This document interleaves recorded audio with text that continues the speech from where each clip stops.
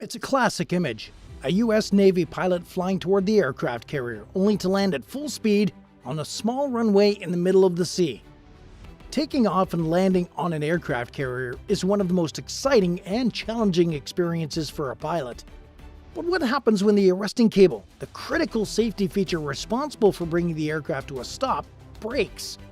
In this video, we'll show you what kind of disaster has already occurred and the consequences of when a pilot cannot land on the flight deck. As an aircraft approaches the runway, the arresting cables come into play. This high-tension steel wire acts as a brake, slowing down the aircraft and bringing it safely to a stop. But in the split-second scenario of a cable break, the stakes are high, and the pilot must rely on their training and expertise to bring the aircraft to a safe stop. When an arresting cable breaks, the aircraft coming in for a landing suddenly loses the ability to stop. With the runway rapidly approaching, the pilot must take immediate action to prevent a catastrophic crash. In this life-or-death situation, the pilot must use all their training and skill to bring the aircraft to a stop, either by using the backup arresting cables or by diverting to another runway. The aftermath of a cable break can be devastating. It can result in damage to the aircraft, the carrier deck, and even injury to the crew. The carrier must immediately go into emergency protocols, securing the deck and performing a damage assessment. The broken cable must be repaired as soon as possible, and the carrier must be ready to resume operations as soon as possible. The backup arresting cable is typically located at the end of the runway, and it acts as a backup in case of a cable break. This cable is designed to withstand the same level of tension as the main cable, and is capable of stopping an aircraft in the event of an emergency. However, in some cases the backup cable may not be enough to bring the aircraft to a safe stop. In these situations, the pilot must divert to another runway, or in extreme cases, eject from the aircraft. A US Navy pilot can leave an aircraft in several ways, depending on the specific circumstances of the situation. One common method is ejecting from the aircraft using an ejection seat. Ejection seats are equipped with a rocket motor that propels the seat and the pilot out of the aircraft in the event of an emergency, such as a malfunction or loss of control of the aircraft. Ejection seats typically have a variety of safety features, including a canopy that protects the pilot from wind blasts and debris, a parachute that deploys automatically to safely bring the pilot to the ground, and a survival kit that includes supplies and equipment needed to survive in the wilderness. Bailing out requires the pilot to quickly unbuckle their safety harnesses, open the cockpit canopy, and jump out of the aircraft. If the aircraft is on the flight deck of an aircraft carrier, the pilot may also have the option of using the ship's rescue and recovery systems, such as a hovering helicopter or a net, to safely evacuate the aircraft. These systems are designed to quickly and safely rescue a pilot in the event of an emergency and are an essential part of the carrier's crew training and equipment. Besides the cable breaking, there are other risks that can happen when landing on an aircraft carrier. Let's take a look. Crosswinds. One of the biggest challenges that pilots face when taking off and landing on a carrier is crosswinds.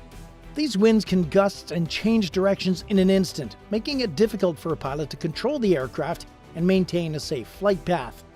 Pilots must be able to react quickly to changes in the wind direction and speed, or risk losing control of the aircraft and crashing into the sea.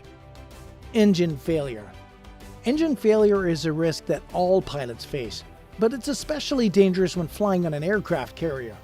With limited space on the flight deck and risk of falling into the sea, an engine failure during takeoff or landing can have catastrophic consequences.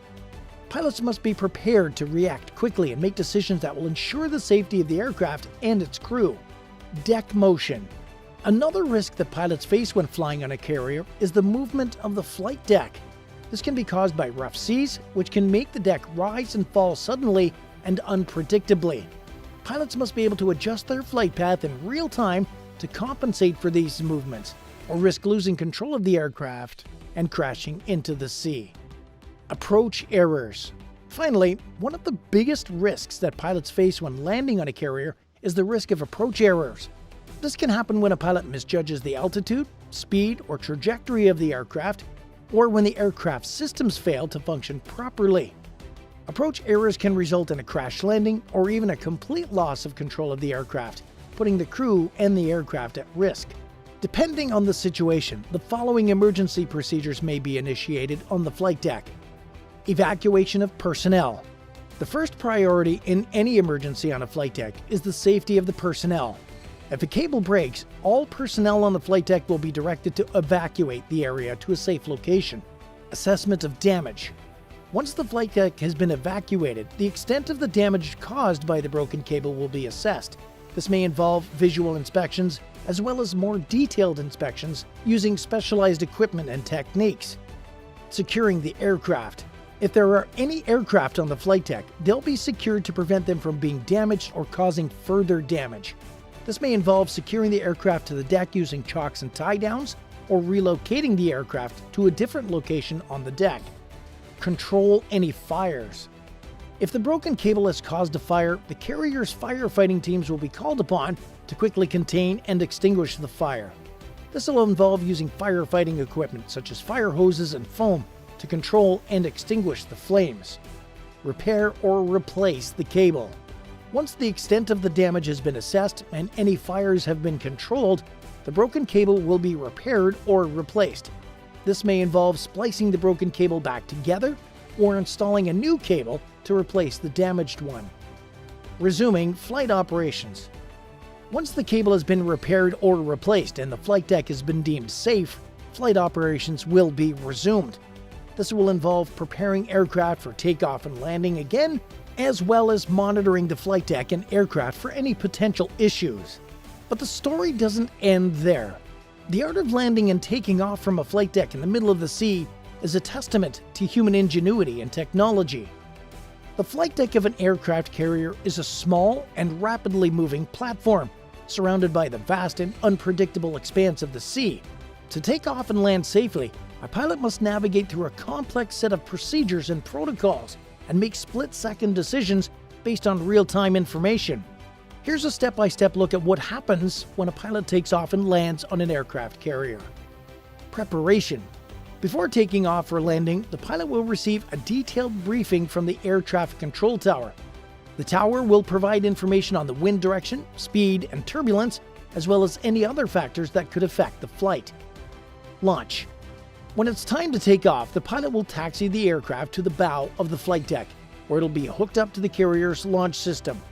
This system uses a series of powerful hydraulic catapults to launch the aircraft into the air, giving it the speed and altitude it needs to begin its ascent. Climbing. Once the aircraft is airborne, the pilot will engage the aircraft's controls and climb to a safe altitude. This is when the pilot must make some quick decisions based on real-time information, such as wind direction and speed, to ensure a safe and successful flight. Approaching the carrier. When it's time to land, the pilot will approach the carrier from the rear, flying in a pattern that allows the tower to monitor and control the aircraft's descent. As the aircraft approaches the carrier, it will lower its tailhook to try and catch the carrier's arresting gear, which consists of a series of cables and hydraulic systems that are designed to slow the aircraft and bring it to a safe stop on the flight deck. Touchdown. Just before the aircraft touches down on the flight deck, its tailhook makes contact with the arresting cables, which slow the aircraft and bring it to a stop. This is a critical moment, as the aircraft must come to a complete stop within a very short distance, or risk overshooting the deck and falling into the sea. Recovery. Once the aircraft has come to a stop, the pilot will disengage from the arresting cables and taxi the aircraft to a secure location on the flight deck. This will be the final step of the landing process, and the pilot will be congratulated on a safe and successful mission. In conclusion, taking off and landing on an aircraft carrier is an incredible feat of aviation that requires a unique combination of skill, technology, and teamwork. Despite the many risks and challenges that pilots face when flying on a carrier, these brave individuals are constantly pushing the limits of what's possible. Do you also have a lot of respect for the men and women of the US Navy? Then like this video to pay your respects and thank them for their service. Let us know in the comments if you've ever worked on the flight deck so we can enjoy the experience with you. You could help us by giving us a thumbs up, subscribing to our channel, and ringing that notification bell. Thanks for watching. I'll see you in the next video.